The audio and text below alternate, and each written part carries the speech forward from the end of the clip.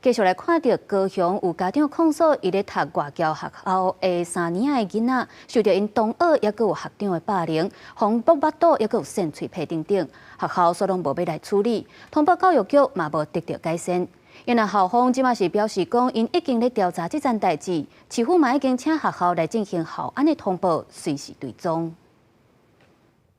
放学看到小妹来接小学3年的男同学慢慢抱起来，这是伊读小学了后的日常。家长当作伫学校成绩好、真大心的男童，逐工读册拢真欢喜。最近所发现，伊疑似有2档的时间互武力。言语的霸凌，或者是行为的霸凌，或者是校方不积极处理一些事情的霸凌，我觉得就是让我们这几天才发现的。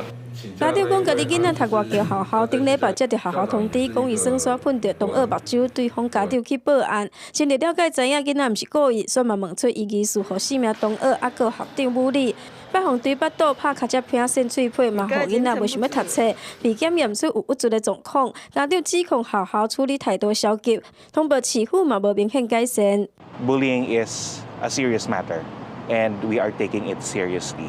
Right now, the school is conducting the investigation regarding these allegations coming from the parents. That's all that we can give for now. 学校讲已经介入调查，其他的细节无法度讲。纵使可能孩子有很多他的原因，以至于他没有办法第一时间告诉你，但只要我们现在知道了，现在就是最好的时间，我们可以知道后续怎么处理，怎么协助孩子。 日本建议平常亲子互动之间，就当建立信任关系，互因愿意分享。是否即是归因，直接着家长真正着随督导学校进行校安通报，照外侨学校母国制度规范来启动调查，同时对相关学生进行辅导甲机会教育，是否会持续追踪。公司新闻王刘婷、陈hen坤报道。